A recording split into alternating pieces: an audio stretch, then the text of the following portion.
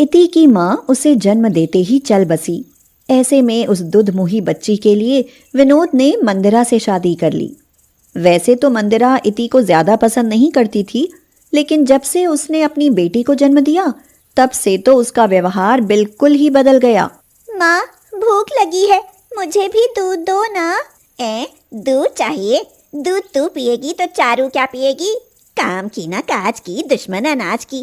चल भाग यहाँ से, जा, डिब्बे में रोटी पड़ी होगी, खा ले। लेकिन माँ। चुप, जब देखो माँ माँ करके मेरी जान खाए रहती है। मर गई है तेरी माँ, तू भी उसके पास चली जाए तो मेरी जान छूटे। इति अभी केवल 5 साल की थी। मंदिरा उसके साथ हमेशा सौतेला व्यवहार करती। विनोद एक व्यापारी था। हफ्ते 15 दिन, कभी कभी तो महीने भर के लिए बाहर चला जाता। उसकी गैर मौजूदगी में मंदिरा इति को बहुत सताया करती थी। इति सुन, अगर तूने अपने पिताजी को ये बताया कि माँ मुझसे काम कराती है और पीने के लिए दूध नहीं देती तो देख रही है ये चाकू, तेरा गला काट दूंगी।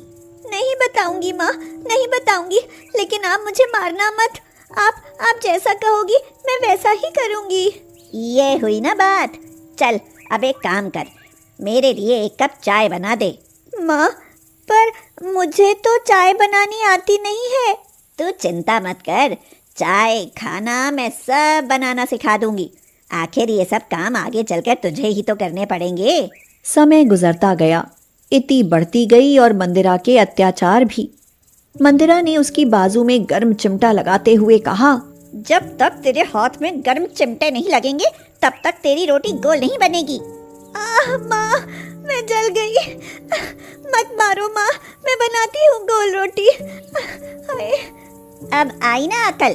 1-2 गर्म चिमटे और लगाऊंगी ना, बिल्कुल चांद सी गोल रोटी बनाने लगेगी। हाँ, इति रोते हुए बोली। नहीं माँ, देखो मैंने अब बिल्कुल गोल रोटी बनाई है, पर मेरे हाथ जल गए हैं, बहुत दर्द हो रहा है। ज्यादा नाटक करने की जरूरत नहीं है, समझी? जल्दी कर और स्कूल चली जा, और खबरदार अगर किसी से ये बात बताई तो। नहीं बताऊंगी माँ, रोटियां बना दी हैं, अब स्कूल जाती हूँ। हाँ ठीक है, जा, और स्कूल में सो मत जाना, कहीं वहाँ कहे कि माँ ने सुबह 4:30 बजे जगाकर खाना बनवाया था। ऐसे ही समय गुजरता गया। अब की बार विनोद बहुत दिनों में वापस आया। वह अपनी दोनों बेटियों से बोला, बेटी तुम दोनों मेरे पास आओ, देखो मैं तुम दोनों के लिए क्या लाया हूँ। चारू देखो, तुम्हारे लिए ये कैरम बोर्ड, और इति तुमने कैलकुलेटर मंगवाया था ना, वो लाया हूँ। हाँ पिताजी, मुझे इसकी बहुत ज़रूरत थी। इस बार 12वीं की परीक्षा है। पढ़ाई लिखाई में तो आपकी बेटी का ज़रा भी ध्यान नहीं है, पता नहीं कैसे पास होगी। ये कैलकुलेटर से क्या गणित जोड़ेगी, इसे तो पूरे दिन गिट्टे उछालने से ही फुर्सत नहीं। इसलिए ये कैलकुलेटर चारू को दे दो, उसकी भी 8वीं की परीक्षा है इस बार। ये क्या सुन रहा हूँ इति? जब भी आता हूँ तुम्हारी शिकायतें सुनने को मिलती है। पढ़ना है तो पढ़ो, वरना अगले साल ब्याह कर दूंगा। कुछ दिन रहकर विनोद फिर चला गया। एक दिन मंदिरा ने कहा, इति जरा मेरी साड़ी पर प्रेस कर दे, तब तक मैं नहा कर आती हूँ। इति प्रेस करने लगी तो अचानक से साड़ी जल गई। मंदिरा ने जब साड़ी देखी तो वह जोर से चिल्लाई, इति तूने मेरी इतनी अच्छी साड़ी जला दी, अब जब मैं तुझे जलाऊंगी ना तब पता चलेगा। मंदिरा ने गरम प्रेस इति की कमर पर लगा दी। इति तड़पती रह गई। वह बोली, बस करो माँ, अब और बर्दाश्त नहीं होता। काश आज मेरी माँ जिंदा होती। तो चली क्यों नहीं जाती अपनी माँ के पास? कब तक मेरी छाती पर मूंग दलती रहेगी? इति देर तक रोती रही। उसकी क्लास में एक लड़का था, कुणाल। वह अक्सर इति को परेशान देखता था। एक दिन वह उससे पूछ ही बैठा। इति ने उसे सारी बात बता दी। कैसी माँ है तुम्हारी? इतना जुल्म कोई किसी के साथ कैसे कर सकता है? तुम अपने पिताजी से क्यों नहीं बताती? पिताजी बाहर रहते हैं, अगर मैंने उन्हें ये सब बताया तो वो अपना काम कैसे कर पाएंगे? चिंता के मारे मर जाएंगे। वैसे भी अब तो इन सब बातों की आदत सी हो गई है। देखो, मेरा बस चले तो मैं तुम्हें उस नर्क से निकाल कर ले जाऊं और तुम्हें जहां भर की खुशियां दूं, मगर अभी हमारी पढ़ाई पूरी नहीं हुई। पहले अपने पैरों पर खड़ा होना है, देखना, उसके बाद मैं तुम्हें उस जैसी माँ के पास एक पल के लिए भी नहीं छोड़ूंगा। उस दिन स्कूल की छुट्टी थी। इति कमरे से बाहर निकली तो देखा कि मंदिरा की पक्की सहेली सुमन आई है। उन्हें नमस्ते करके इति वापस कमरे में चली गई। अरे मंदिरा, ये लड़की तो बहुत गजब लग रही है। रहने दे सुमन, मेरे सामने इसका गुणगान मत कर। तू तो जानती है मुझे तो इसकी शक्ल से भी नफरत है।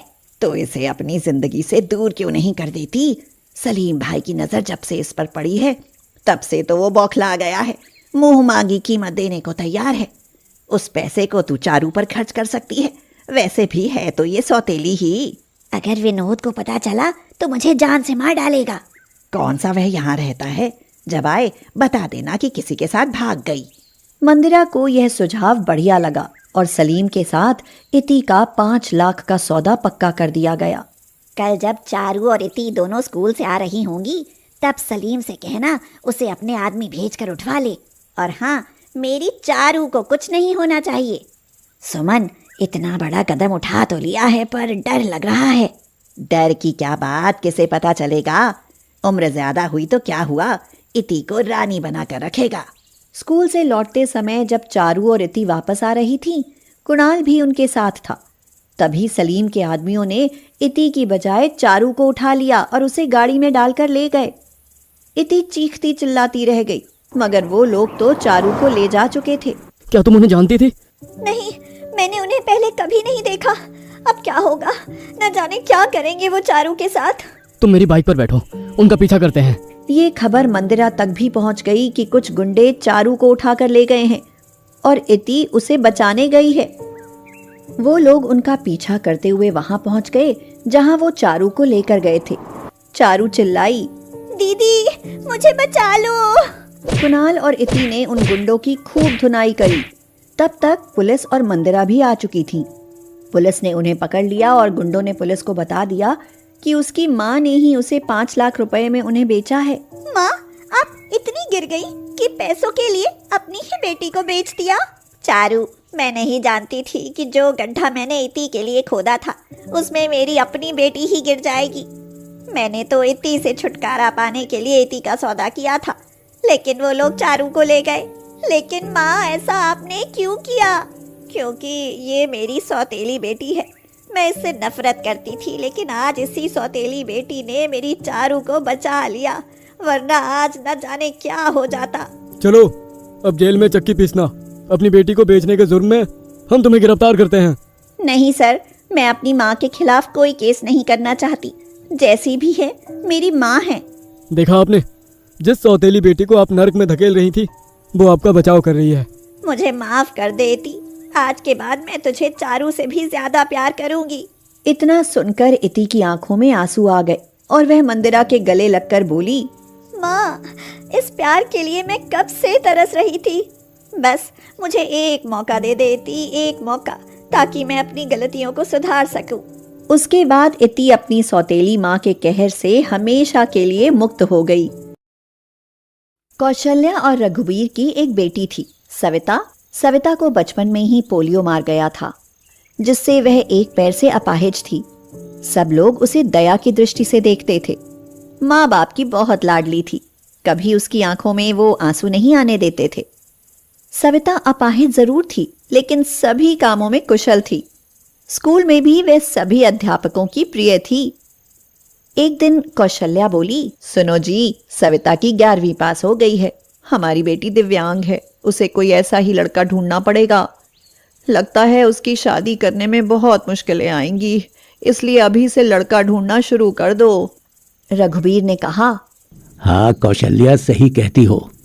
सविता कितनी सुंदर और सर्वगुण संपन्न है, लेकिन पैर की वजह से मेरी बच्ची की जिंदगी खराब हो गई। सविता ने अपने माँ और बाबूजी की बात सुन ली। वह पास आकर बोली, बाबूजी, क्या मैं आप पर बोझ हूँ? मेरा पैर खराब है, इसका मतलब यह तो नहीं कि मैं किसी पर आश्रित रहूंगी। फिर कैसे हुई मेरी जिंदगी खराब? कौशल्या ने कहा, जी छोटा मत कर सविता, किसने कहा तू बोझ है? तू तो हमारी आंखों का तारा है। माँ, मैं पढ़ाई के साथ साथ कुछ करना भी चाहती हूँ, जिससे मैं खुद पर निर्भर रह सकूं। इधर सविता की पढ़ाई पूरी हो गई और उधर रघुवीर सविता के लिए लड़का ढूंढने लगा। सविता के लिए परेश का रिश्ता आया। परेश रसायन फैक्ट्री में काम करता था। परेश अपनी माँ रमा और अपने पिताजी मुकेश के साथ सविता को देखने उसके घर आए। मुकेश ने कहा, अरे बेटा, लड़की का तो पैर खराब है। तो परेश बोला, पिताजी, अगर मैं दिव्यांग लड़की से शादी करूंगा तो मुझे किसी का जीवन संवारने का सौभाग्य मिलेगा। रमा तो बोली, बेटा तेरी जिंदगी है, जो भी फैसला हो सोच समझ कर लेना। देखिए सविता जी, मैंने आपकी जितनी तारीफ सुनी, मैं खुद को आपसे मिलने से रोक ही नहीं पाया। क्या आप शादी के लिए राजी हैं? सविता ने कहा, परेश जी, मैं एक अपाहिज लड़की हूँ और आप पूर्ण रूप से स्वस्थ हैं। क्या आप एक अपाहिज लड़की को स्वीकार करेंगे? सविता, मैं जिंदगी भर के लिए आपका सहारा बनने के लिए तैयार हूँ, अगर आपको ऐतराज ना हो तो। अगर आप तैयार हैं तो मैं खुशनसीब हूँ कि मुझे आप जैसा जीवन साथी मिलेगा। सविता और परेश की बहुत धूमधाम से शादी हुई। चारों तरफ चर्चा थी कि बड़ी भाग्यशाली है सविता, जो दिव्यांग होते हुए भी उसे इतना अच्छा पति मिला है। बहू, आज तुम्हारा पहला दिन है, इतनी जल्दी कैसे उठ गई? आराम से उठ जाती। माँ, मुझे जल्दी उठने की आदत है। मैंने नाश्ता बना दिया है, आप सब लोग नाश्ता कर लीजिए। रमा हैरान थी कि एक पैर खराब होते हुए भी उसने सुबह उठकर नाश्ता भी बना दिया। इसी तरह सविता ने थोड़े ही दिनों में सारी जिम्मेदारी अपने ऊपर ले ली। सविता से सभी बहुत खुश थे। रमा बोली, परेश, तेरी बीवी लाखों में नहीं करोड़ों में एक है। मैं तो डरती थी कि कहीं ऐसा ना हो कि एक दिव्यांग लड़की से शादी करके कहीं मेरे बेटे की जिंदगी खराब हो जाए। माँ, मेरा फैसला कभी गलत नहीं हो सकता। आपसे एक बात कहूँ? बोल बेटा। माँ, अगर कभी मुझे कुछ हो जाए तो सविता को अपनी बेटी की तरह रखना। चल पागल, ऐसे नहीं बोलते, वो अब भी मेरी बेटी ही है। और अगले ही दिन जैसे उनकी खुशियों को नजर लग गई। परेश की फैक्ट्री में जहरीली गैस रिसने से कई लोगों की मौत हो गई, जिनमें परेश भी शामिल था। जब यह खबर परेश के घर पहुंची तो घर में हाहाकार मच गया, लेकिन सविता तो जैसे पत्थर सी हो गई। वह खामोश थी, उसकी आंखों में आंसू नहीं थे। वह परेश को यूं ही फटी आंखों से देखती रही। कुछ औरतों ने उसको हिलाते हुए कहा, बहू रो ले, देख परेश को, वो मर गया है। अगर रोएगी नहीं तो पागल हो जाएगी। तू विधवा हो गई है, विधवा। इस तरह की बातें सुनकर सविता फूट फूट कर रोने लगी। सविता रोते हुए बोली, उठो परेश, आंखें खोलो। मैं अकेले किसके सहारे जीऊंगी? अभी तो मैंने तुम्हारे साथ कुछ ही दिन गुजारे थे, फिर मुझे अकेला छोड़कर क्यों चले गए? परेश का अंतिम संस्कार हो गया और सविता के अरमानों का भी। रमा बोली, अरे ये क्या बहू, सफेद साड़ी क्यों पहनी तुमने? माँ, सबने मुझे कहा कि मेरे जीवन के सब रंग परेश के साथ ही चले गए। अब मुझे सफेद साड़ी ही पहननी है। नहीं बेटी, तुम हमारे दुख को और मत बढ़ाओ। आज से तुम कभी भी सफेद कपड़े नहीं पहनोगी। हफ्ते महीने यूं ही शोक में गुजर गए। कौशल्या और रघुवीर सविता को लेने के लिए आए। कौशल्या बोली, बहन जी, मेरी बेटी का जीवन तबाह हो गया। पूरी जिंदगी अकेले कैसे काटेगी, इसलिए हम उसे अपने साथ ले जाना चाहते हैं। मगर रमा बोली, देखिए समधन जी, सविता कहीं नहीं जाएगी। आप उसकी शादी करके कर्तव्य मुक्त हो चुके हैं, लेकिन अब हमारे भी कुछ कर्तव्य हैं। हमारी बहू बेटी बनकर हमारे पास ही रहेगी। ये कहकर रमा ने रोते हुए सविता को गले से लगा लिया। हाँ समधी जी, रमा सही कह रही है। हम सविता को आगे पढ़ाएंगे और किसी लायक बनाएंगे। आप चिंता मत करना, हम अपनी सविता को पलकों पर बैठा कर रखेंगे। माँ, बाबूजी, परेश इनके इकलौते बेटे थे। अब वो नहीं है तो ऐसे में मैं भी इनको छोड़कर चली जाऊं, ये सही नहीं है। मैं इनके पास रहकर ही इनकी सेवा करूंगी। सविता के माँ बाबूजी चले गए। अब सविता अकेली थी। उसने अपना सारा ध्यान पढ़ाई में लगा दिया। ऐसे में उसकी मुलाकात गौरव से हुई, जो समय समय पर सविता की पढ़ाई में मदद करता था। गौरव मुकेश के सबसे अच्छे दोस्त का बेटा था। उसका काम के सिलसिले में परेश के पिताजी के पास आना जाना लगा रहता था। गौरव इंजीनियर था और बहुत ही शालीन स्वभाव का संस्कारी लड़का था। चारों तरफ औरतें बातें बनाने लगी। एक औरत बोली, अरे देखो कैसी विधवा है ये, सफेद साड़ी नहीं पहनती, पति का जरा भी दुख नहीं है। हाँ।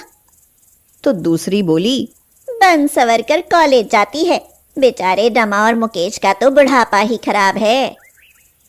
तीसरी औरत ने कहा, पहले इस लड़के का घर में आना जाना ठीक था, मगर अब परेश नहीं है तो इसे जवान विधवा बहू के घर नहीं आना चाहिए। मगर सविता को किसी की बातों से कोई फर्क नहीं पड़ता था, क्योंकि उसके सास ससुर उसके साथ थे। रमा जब इतनी अच्छी बहू के लिए लोगों के ये ताने सुनती तो वह तड़प उठती थी, रोने लगती थी। सविता ने अपनी मेहनत से बीएड कर ली और विकलांग कोटे में वह एक शिक्षिका के रूप में नियुक्त हो गई। रमा अपने पति से बोली, सुनो परेश के पापा, हमारी सविता अब एक टीचर बन गई है। लोग उसे न जाने कैसे कैसे ताने देते हैं।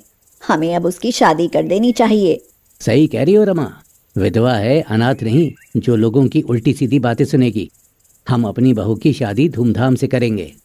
मुकेश ने जब अपनी बहू के रिश्ते की बात कुछ लोगों से करी तो लोग कहते, अरे मुकेश, तू पागल तो नहीं हो गया? अरे विधवा बहू की शादी करना चाहता है तू, हैं? हाँ, मैं उसकी शादी करना चाहता हूँ। उसकी जिंदगी से विधवा शब्द हमेशा के लिए मिटाना चाहता हूँ। तभी गौरव ने आकर कहा, अंकल, अगर आप मुझे सविता के काबिल समझें तो मैं आपकी बहू से शादी करने के लिए तैयार हूँ। गौरव, तुम? जी मैं। मुझे यकीन ही नहीं हो रहा कि मेरी बेटी को तुम्हारे जैसा लायक और होनहार बेटा पसंद करेगा। मुझे तुम पर गर्व है। मैं इस शादी के लिए तैयार हूँ बेटा। सविता बेटी, तुम जानती हो कि मैंने हमेशा तुम्हें अपनी बेटी से बढ़कर माना है। मैं चाहता हूँ कि तुम्हारी जिंदगी के अधूरे सपनों को पूरा करूँ। मैं तुम्हारी शादी गौरव से करना चाहता हूँ। तुम्हें कोई एतराज तो नहीं? पिताजी, परेश की जगह मैं शायद ही किसी को दे पाऊं, लेकिन आपने जो मेरे लिए किया है वो कोई कर नहीं सकता। आपका फैसला मेरे सिर आंखों पर। जैसा आप कहें मुझे मंजूर है। सविता और गौरव की बहुत धूमधाम से शादी हो गई और ये विधवा बहू की शादी सबके लिए एक मिसाल बन